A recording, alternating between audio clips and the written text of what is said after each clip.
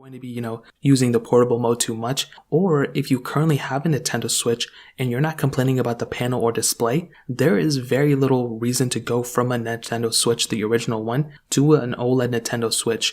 The main difference really is the panel itself. There's no really performance gains, there's nothing really crazy like that, so you are pretty much getting the same exact console. Now obviously there's a little bit of difference on the dock itself as well, and it is a bigger console a little bit with that panel, which is really beautiful, but overall you're pretty much getting the same thing, so that is a massive thing to keep in mind. I still have the Nintendo Switch. I have all the Nintendo Switches and I love them a lot. I'm a huge fan of all these Nintendo Switches, but I will tell you, with the Nintendo Switch, the original one, this is the Mac Daddy of all Nintendo Switches.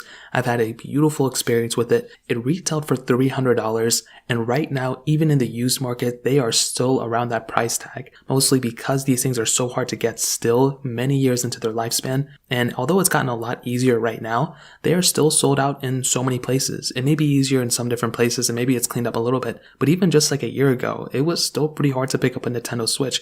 Even a Switch Lite, which was pretty insane. Now with the Nintendo Switch, you still have the TV mode, you have tabletop mode, and you have handheld mode. So those are the same exact modes as the Nintendo Switch OLED model. Now there is a little bit of a design change with the OLED model. So with the panel up front, the original Nintendo Switch had a 6.2-inch LCD panel. So it wasn't that bad when it first came out, and it was almost like cherry on top, because it was the at-home console that you can dock up and play on your TV, but you can also take it on the go with you. It's the same console, so that was like a cherry on top. Now since then, the OLED model is a little bit bigger, so it's the 7-inch OLED screen, and that panel is actually much better than the original Nintendo Switch's panel. I mean, the original Nintendo Switch panel, it really wasn't amazing, but that OLED model has really changed up the game. It really is a big difference, and I'm not even just saying that. Anytime going from anything from OLED to an OLED panel, you're always going to get a better experience. Even with iPhones, the iPhone 11 was an IPS panel. The iPhone 12 was actually a OLED panel, and it was definitely a world's different, to be honest.